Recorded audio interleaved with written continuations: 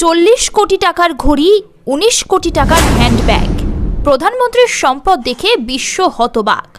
প্রধানমন্ত্রী কোনো সেলিব্রিটির থেকে কম নন। অন্যান্য সেলিব্রিটির মতো মানুষের মধ্যে জানার কৌতূহল থাকে যে তাদের কাছে কত টাকা আছে, তাদের বাড়ি কেমন, তাদের কি কি সম্পত্তি আছে এবং তারা কত বেতন পান।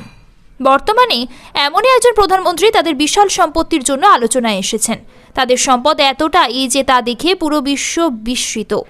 আপনার কি মনে হয় একজন প্রধানমন্ত্রীর সম্পদ কত হতে পারে?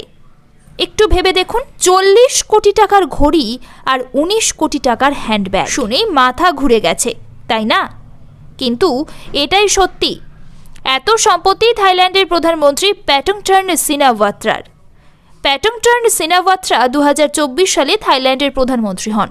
মাত্র 38 বছর বয়সে তিনি থাইল্যান্ডের সবচেয়ে কম বয়সী এবং দ্বিতীয় মহিলা প্রধানমন্ত্রী। তার বাবা থাইল্যান্ডের ধনীতম ব্যক্তিদের তালিকায় 10ম স্থানে আছেন এবং তিনি প্রাক্তন প্রধানমন্ত্রী। প্রধানমন্ত্রী প্যাটংটার্ন সিনাওয়াত্রা জাতীয় দুর্নীতির বিরোধী কমিশনের সামনে তার সম্পত্তি ঘোষণা করেছেন।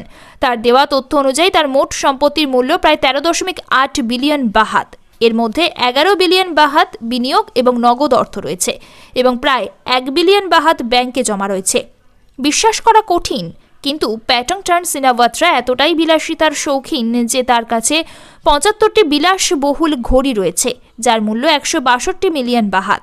এছাড়া তার কাছে 217টি ডিজাইনার হ্যান্ডব্যাগ রয়েছে, যার মূল্য 76 মিলিয়ন বাহাত। থাইল্যান্ড ছাড়াও তার লন্ডন এবং জাপানে সম্পত্তি রয়েছে।